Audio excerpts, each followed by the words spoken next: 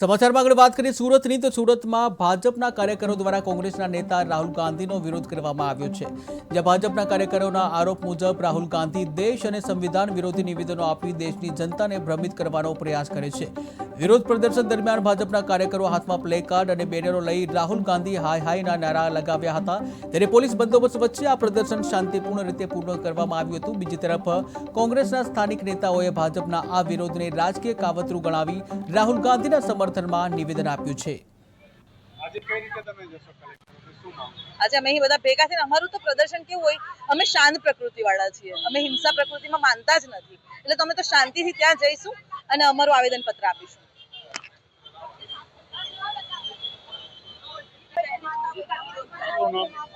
Doctor જાગૃતિબેન દેસાઈ, સુરત મહાનગર મહિલા મોરચા મહામંત્રી।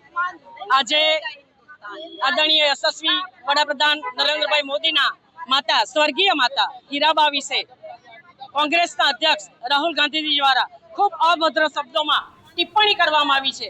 આવી